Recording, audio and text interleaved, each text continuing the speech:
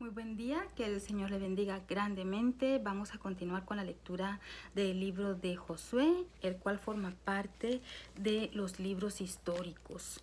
Estoy muy contenta de que ya hemos avanzado con los primeros 5 libros de la Biblia que forman el Pentateuco, y la verdad que si usted ha venido leyendo de forma ordenada desde Génesis capítulo 1 hasta terminar el libro de Deuteronomio, entonces es un gran logro porque la historia de los principios de la humanidad, la historia de cómo se formó el pueblo de Israel, todas estas historias hermosas que vimos a lo largo de estos 5 libros, tienen una importancia para el cristiano que debemos de conocerlo. Así que si usted ha llegado hasta acá, le felicito, ha dado un gran paso, un gran avance en el conocimiento de las escrituras. Y ahora vamos a entrar en un nuevo bloque de libros que forman parte de los libros históricos, que como su nombre lo dice, obviamente nos habla de la historia del pueblo de Israel desde el momento en que ellos ya entran en la tierra prometida, ya como una nación, porque vimos en el Pentateuco cómo se originó la nación de Israel, cómo empezó con una familia de Jacob y sus 12 hijos, pero aquí ya vamos a empezar a ver la historia de la nación ya formada, ya es la nación de Israel. Los 12 libros que forman los libros históricos son Josué, Jueces, Ruth, los 2 libros de Samuel, los 2 libros de Reyes, los 2 libros de Crónicas, Esdras, Nehemías y Esther. Bueno, vamos a empezar entonces con la lectura de Josué, y para mí es muy grato empezar con Josué capítulo 1 versículo 8, que como usted sabe es el nombre de este canal. ¿Qué dice en el versículo 8 del capítulo 1 de Josué? Dice: nunca se apartará de tu boca este libro de la ley, sino que de día y de noche meditarás en él, para que guardes y hagas conforme a todo lo que en él está escrito, porque entonces harás prosperar tu camino y todo te saldrá bien. Únicamente en ese versículo podríamos hacer una prédica que tardaría horas, porque prácticamente aquí se nos está presentando un enunciado que nos explica cuál es la base del éxito del cristiano, de la persona que le teme a Dios. Para empezar, dice que nunca, mire, es que no da lugar a excepciones, dice que nunca se aparte de nuestra boca este libro de la ley. En este caso, cuando Dios le dijo esto a Josué, se refería al Pentateuco. En el caso nuestro, recuerde que estamos haciendo nuestra la Biblia. Cuando la leemos, la estamos haciendo como que fuera escrita y dirigida hacia nosotros. Entonces, aquí está diciéndonos a nosotros que nunca se aparte de nuestra boca este libro de la ley, la Biblia completa. Y que nunca se apartará de tu boca este libro de la ley, sino que de día y de noche. También aquí nos está dando otra clave importante, que meditemos en la palabra del Señor 2 veces al día. Al levantarnos sería lo ideal, y antes de dormir, para agradecer al Señor por el día que nos dio. De día y de noche meditarás en él. ¿Para qué? Mire, es que va respondiendo las preguntas. ¿Para qué tengo yo que meditar en su palabra de día y de noche? ¿Y por qué nunca se tiene que apartar de mí? Dice, para que guardes y hagas conforme a todo lo que en él está escrito. Aquí ya nos está dando una respuesta más. Hay que leer la Biblia. ¿Para qué? Para ponerla en práctica. No solamente para conocerla como estamos haciendo ahora, sino para que nos sirva en nuestra vida diaria y para que vivamos de acuerdo a los principios que la Biblia nos enseña. ¿Y para qué tengo yo que vivir de acuerdo a los principios de la Biblia? ¿Por qué lo tengo que hacer? Y aquí también nos da la respuesta en el mismo enunciado. Porque entonces, mire que como consecuencia de que nunca se aparte de nosotros la Biblia, la palabra de Dios, y como consecuencia de que la meditemos de día y de noche, entonces dice que seremos prosperados y todo nos saldrá bien. Es una consecuencia. Entonces harás prosperar tu camino y todo, tampoco da lugar a excepciones, todo te saldrá bien. A lo largo de nuestra vida, bueno, a lo largo de mi vida, me voy a poner yo de ejemplo. Yo he cometido muchos errores que ahora yo cuando leo la Biblia yo digo, ay, es que en verdad esto me sucedió por falta de sabiduría, porque a veces uno tiene el conocimiento, pero no la sabiduría que la Biblia da. Y por eso uno viene y comete errores que pudo haberse evitado. Pero aquí está la clave de todo. Si leemos la Biblia, si meditamos en ella, no solamente la leemos, si la ponemos en práctica, no solamente la leemos, entonces nuestro camino va a prosperar y todo lo que hagamos saldrá bien. Pero como nunca es tarde, qué bueno que usted y yo hemos decidido leer la Biblia de manera completa, de forma ordenada, de forma sistemática y por supuesto ir aplicándola a nuestra vida para que entonces nos vaya bien. Si hasta el día de hoy nos ha ido mal en algunas áreas de nuestra vida, esto nos va a ayudar a ir poniendo en orden esas áreas en las que tenemos debilidades, en las que tenemos que cambiar. Y estoy hablando no solamente aquí de estar cometiendo pecados, sino que también la Biblia es un libro de instrucción y nos da mucha sabiduría. Vamos a llegar después de los históricos a los libros poéticos y de sabiduría y hey, wow, vamos a ver cosas impresionantes, consejos tan sabios que nos van a ayudar en nuestro día a día, en las diferentes áreas de nuestra vida, no solo en la espiritual, sino que en las áreas, porque recuerda que vivimos aquí en un mundo material, entonces Dios quiere que mientras estemos en esta tierra, que usemos también de los beneficios de esta tierra, pero para hacerlo, primero tenemos que poner a Dios por encima de todos. También dice en el Nuevo Testamento, buscad primeramente el reino de Dios y su justicia y todas las demás cosas vendrán por añadidura. Como ven, todos los versículos de la Biblia están interconectados. Todos están relacionados. Entonces cuando uno la va estudiando, poco a poco la va comprendiendo mucho más y es mucho más fácil recordarla cuando nos toque que tomar decisiones en el día a día. Otro versículo muy famoso, es más famoso que Josué 1.8, es Josué 1.9, que dice, mira que te mando que te esfuerces y seas valiente. No temas ni desmayes porque Jehová tu Dios estará contigo a donde quiera que vayas. Curiosamente, la frase esfuérzate y sé valiente está 4 veces en el capítulo 1. Se encuentra en el versículo 6, esfuérzate y sé valiente. En el versículo 7, solamente esfuérzate y sé muy valiente. En el versículo 9, mira que te mando que te esfuerces y seas valiente. Y también al final en el versículo 18, solamente que te esfuerces y seas valiente. Aquí es muy obvio que Dios nos está enviando un mensaje. Esforcémonos y seamos valientes. ¿Esto qué significa? Que tenemos que trabajar duro, que tenemos que poner de nuestra parte, que tenemos que ser valientes y esforzados, porque tampoco es fácil. Es verdad que Dios nos quiere prosperar, es verdad que si cumplimos todo lo que Él nos manda, Él mismo va a encargarse de traernos las bendiciones que ya vimos en el libro de Deuteronomio, capítulo 28. Pero nosotros tenemos que hacer nuestra parte. No es que nos va a venir todo caído del cielo, no. Todo requiere un esfuerzo y todo es una consecuencia de algo que nosotros hacemos.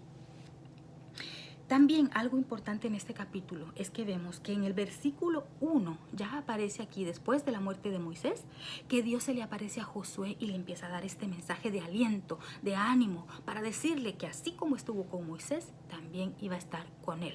¿Qué me está diciendo esto? Los planes de Dios no se detienen jamás.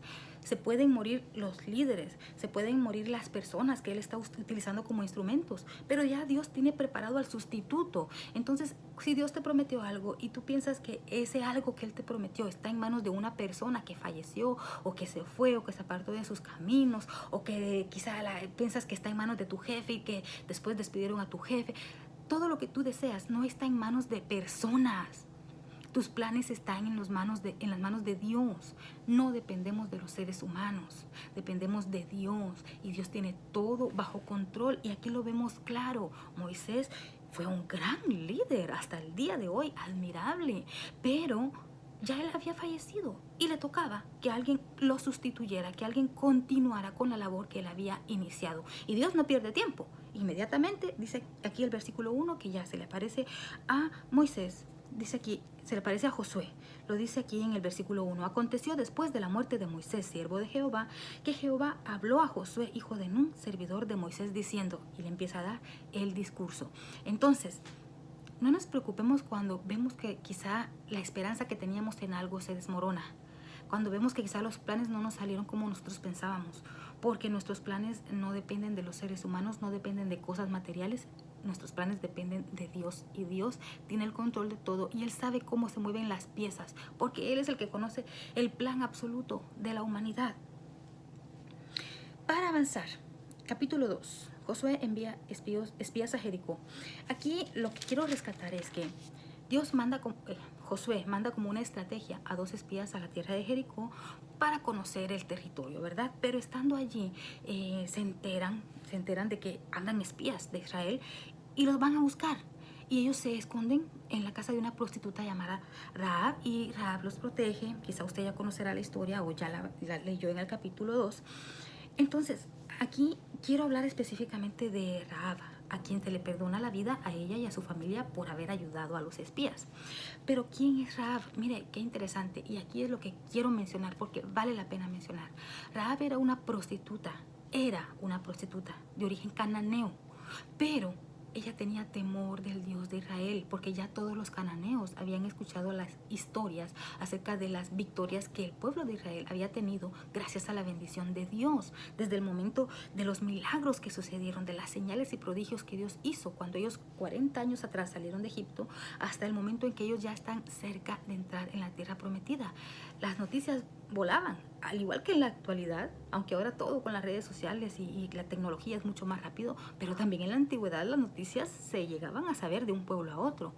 Y ellos sabían que el pueblo de Israel era un pueblo especial. Y esta mujer tomó la mejor decisión de su vida, porque ella reconoció que el Dios de Israel era el Dios verdadero y no los dioses que ellos adoraban.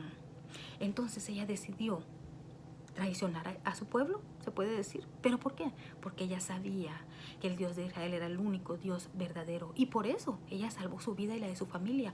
Y no solamente eso. Mire, el pasado de ella era que era prostituta. Pero el futuro de Rahab es que ella llegó a formar parte del linaje del mismo Jesucristo. Si usted va al capítulo 1 de Mateo, usted puede ver ahí la genealogía de Jesucristo, en la cual aparece Rahab. Rahab, al momento de que ella se integra con los israelitas, porque ella fue la única que sobrevivió, ella y su familia, de la conquista de Jericó, se casa con un hombre llamado Salmón, y de Salmón tienen a un hijo llamado Boaz. Boaz se casa con Ruth, la moabita, lo vamos a ver más adelante. Luego Boaz y Ruth tienen a un hijo, y este hijo, no recuerdo el nombre ahora, pero este otro hijo tiene a otro hijo llamado Isaí. Después Isaí, sí, tienen a Isaí. Después Isaí es el papá del rey David. Entonces estamos viendo acá que Rahab viene siendo la tatarabuela del rey David. O sea, Rahab se convirtió del pasado de haber sido una prostituta cananea, porque no era israelita, a formar parte del linaje real. Porque todos conocemos la historia del rey David, del rey Salomón y de Jesucristo. Y vemos que Rahab forma parte de esa genealogía. Y no solamente eso. Fíjese que en el libro de Hebreos, en el capítulo 11, que es el capítulo de los héroes de la fe, Rahab aparece. El capítulo 11, versículo 31 dice: por la fe Rahab la ramera no pereció juntamente con los desobedientes, habiendo recibido a los espías en paz. Entonces, esta mujer forma parte del grupo élite, del grupo especial de personas que a lo largo de la vida, de personajes que fueron reconocidos por la fe que ellos tuvieron.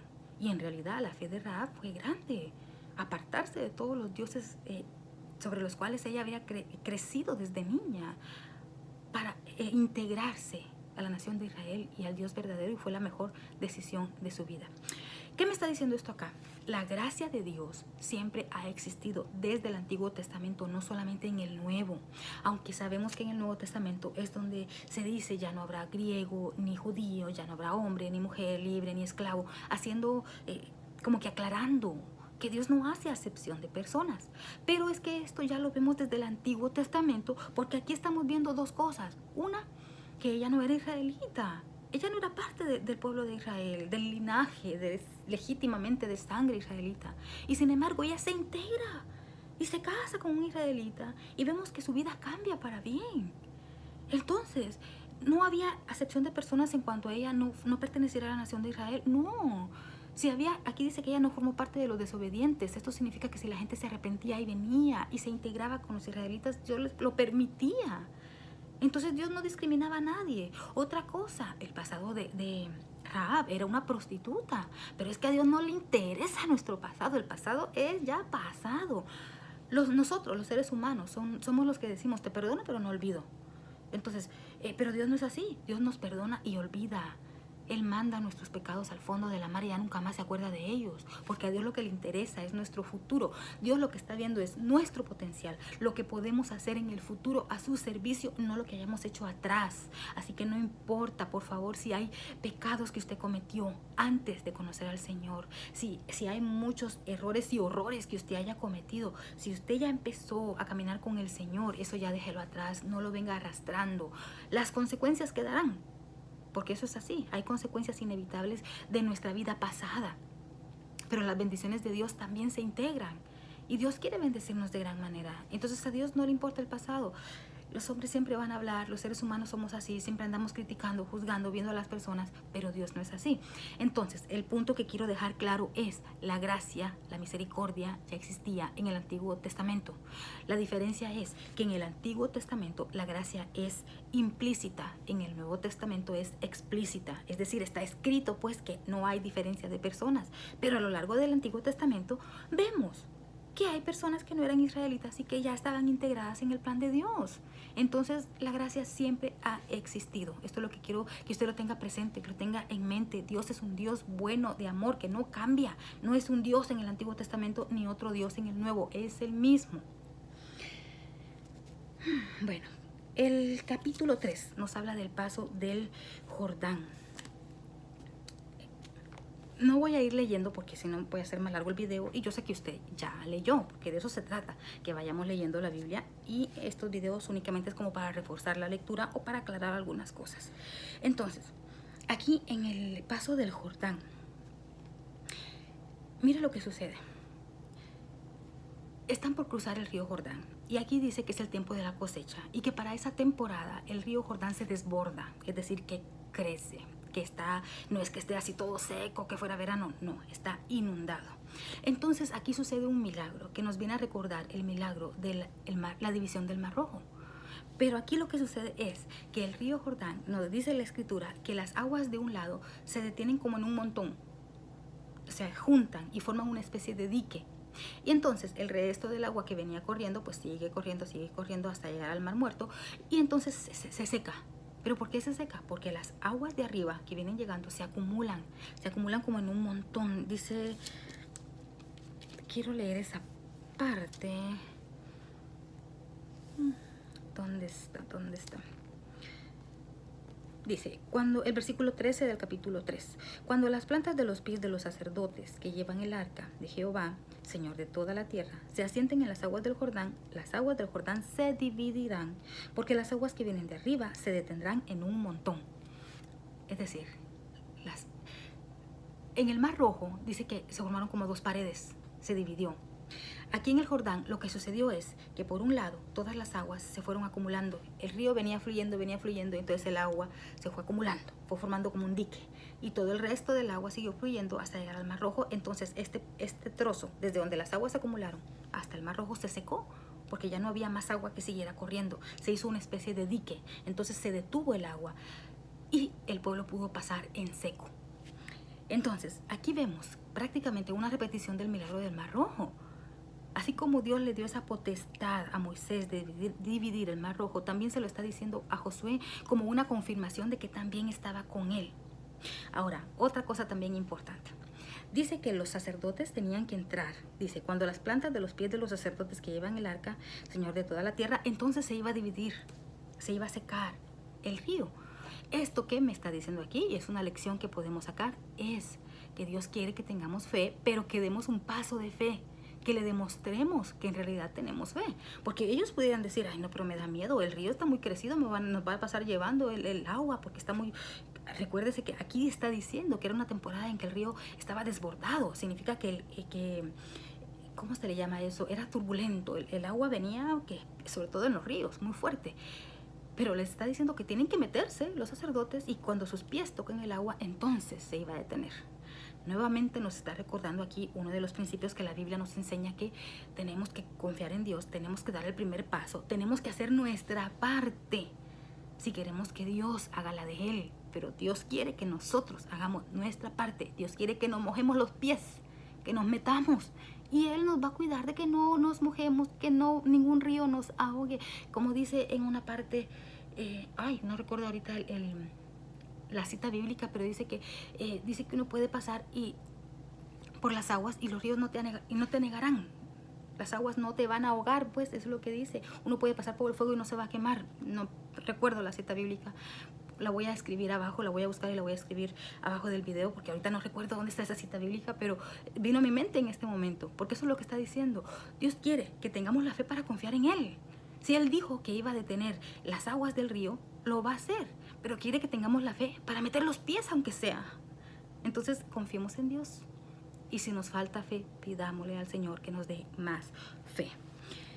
Entonces, para seguir avanzando, el capítulo 4 nos habla de 12 piedras tomadas del Jordán. Entonces, aquí fue una especie de monumento que se hizo para recordar.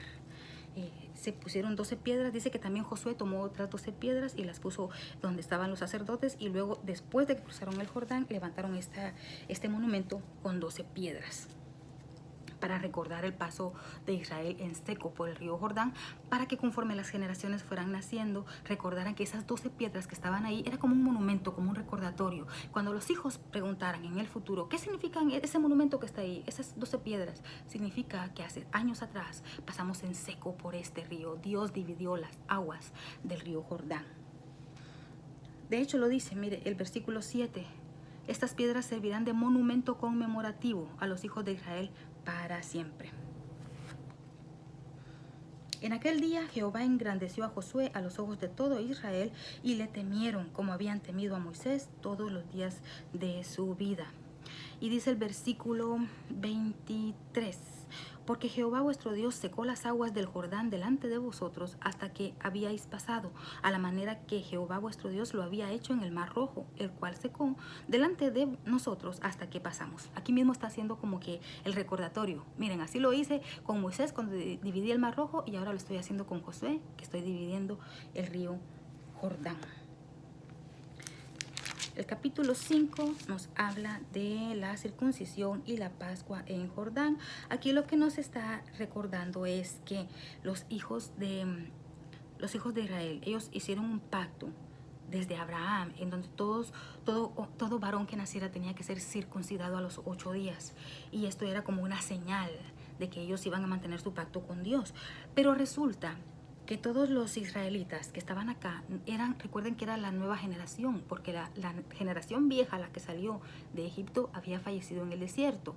Y los únicos que están en este momento acá son Josué y Caleb, pero todos los demás hombres no están circuncidados, porque ellos estuvieron en el desierto durante otros 39 años más, y en ese lapso de ir y venir, de armar y desarmar las tiendas y el tabernáculo, no estuvieron establecidos en un lugar como para decir que iban a hacer este proceso de estar circuncidando a los niños. Entonces por eso era necesario que, ya que ellos estaban ya asentados aquí en Gilgal, que fue el lugar o el campamento, fue el lugar donde se instalaron como un campamento base para empezar a conquistar las tierras.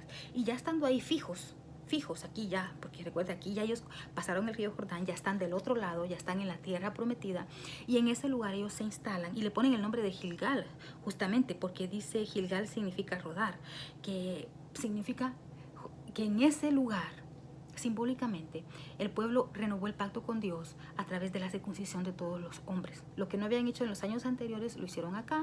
Tenían que estar ellos puros, santificados, para estar listos para entrar a conquistar la tierra prometida. Y por último, con esto termino aquí el video. Dice: Josué y el varón con la espada desenvainada. Estando Josué cerca de Jericó, alzó sus ojos y vio un varón que estaba delante de él, el cual tenía una espada desenvainada en su mano. Y Josué, yendo hacia él, le dijo: ¿Eres de los nuestros o de nuestros enemigos? Él respondió: No, mas como príncipe del ejército de Jehová he venido. Entonces Josué, postrándose sobre su rostro en tierra, le adoró y le dijo: ¿Qué dice mi señor a su siervo? Y el príncipe del ejército de Jehová respondió a Josué: Quita el calzado de tus pies, porque el lugar donde estás es santo. Y Josué así lo hizo. ¿Les recuerda algo esto? Bueno, en Éxodo capítulo 3 vemos cuando Dios llama a Moisés y se le presenta en forma de una zarza ardiendo que no se termina de consumir. Y cuando se acerca a Moisés para ver la zarza que no se consumía, Dios le dice: quita el calzado de tus pies, porque el lugar en donde estás es santo. Y aquí vemos que le está diciendo prácticamente lo mismo a Josué. Dios nuevamente se le presenta a Josué de la misma manera que lo hizo con Moisés, para confirmar que está con él. Además de esto, dice que se le presentó un ángel, un varón con una espada desenvainada. Y dice, qué interesante, porque le dice, no, dice, yo no soy ni de tus amigos ni de tus enemigos. Le dice: príncipe del ejército de Jehová he venido ahora. ¿Y quién era el que se le presentó aquí? Tuvo que haber sido Dios mismo. Entonces, pero recuerde que la Biblia dice que nadie vio a Dios y vivió, o sea, no puede vivir. Entonces, solo para recordarle, porque yo creo que mencioné esto también con Moisés, dice la Biblia que Moisés habló con Dios cara a cara. Entonces, ¿cómo es posible que si la Biblia dice que nadie ha visto a Dios jamás, Moisés habló con él cara a cara? ¿Y cómo es posible que acá se le esté presentando Dios mismo en forma de un príncipe del ejército de Jehová? Porque, ¿cómo es posible? Bueno, he aquí mi conclusión en base a lo que yo he estudiado. Usted puede estar de acuerdo o no, a lo mejor usted puede saber más que yo o no. Si quiere saber más también puede preguntarle a la persona más cercana que usted tenga confianza, como su pastor, su líder, su maestro, para que le aclare este punto. Pero yo le estoy anticipando acá para que no se quede con esa idea en su cabeza y esa confusión. ¿Quién fue la persona que anduvo en esta tierra como ser humano, que era Dios y que la gente lo veía y que no moría? O sea, esta es una pregunta de escuela dominical. ¿Pero quién fue? Dios estuvo y anduvo en esta tierra por 33 años y medio. ¿Quién fue? Jesucristo. La gente veía a Jesucristo y no se moría, ¿verdad? Porque Jesucristo tomó forma de hombre. Entonces, de acuerdo a lo que yo he estudiado, estos no son inventos míos, pero no voy a ampliar más el video. Entonces, lo más probable, según lo que dicen los teólogos, los estudiosos, los que saben mucho de esto, y según lo que yo he leído y la conclusión a la que yo he llegado, y que también para mí es la conclusión más lógica, con quien hablaba Moisés era con prácticamente el representante de Dios humano, que en este caso sería Jesucristo. Aquí el que se le apareció a Josué, entonces, el príncipe del ejército de Jehová, ¿quién era? Jesucristo, porque se le apareció en forma humana. Porque si no hubiera aparecido en forma humana, entonces Josué no se hubiera confundido. Porque Josué le pregunta, ¿eres de los nuestros o eres de nuestros enemigos? Esto significa que lo vio como un hombre de carne y hueso.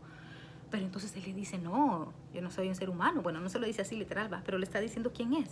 Y entonces también, ¿por qué me confirma acá que fue Dios representado en forma de Jesucristo? Porque le dice Josué, postrándose sobre su rostro en tierra, le adoró y le dijo, ¿qué dice mi Señor a su siervo? Si hubiera sido un ángel, o sea, que Dios mandó a un ángel a que lo visitara, no hubiera sido posible que Josué lo adorara, porque al único que se le puede adorar es a Dios. Y aquí quiero leer lo que dice Apocalipsis, ya al final, Apocalipsis capítulo 22.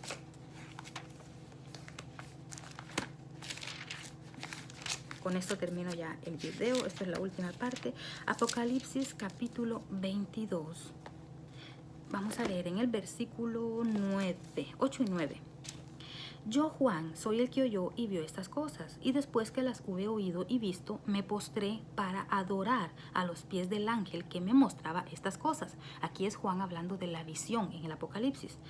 Pero él me dijo, el ángel, recuerde, el ángel le dijo, mira, no lo hagas, porque yo soy consiervo tuyo, de tus hermanos los profetas y de los que guardan las palabras de este libro. Adora a Dios.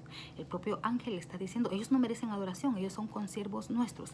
¿A quién es el único que hay que adorar? A Dios. Entonces, el que se le apareció a Josué fue Dios, pero obviamente no Dios Padre, porque la Biblia dice que nadie vio a Dios y vivió, pues no es posible. Entonces, ¿quién era? Para mí la respuesta es obvia, era Jesucristo o la figura de Jesucristo. Entonces, con esto terminamos hasta el capítulo 5. Espero haberme dado a entender, espero no confundirle. Sigamos leyendo la Biblia, sigámosla investigando. Recuerde que estos videos son para darle una idea más clara de la lectura, si usted es primera vez que la está leyendo, si usted es recién convertido o si usted quiere saber un poquito más, algunos detalles más de la escritura. Así que sigamos avanzando y nos vemos en el próximo video. Que el Señor le bendiga grandemente.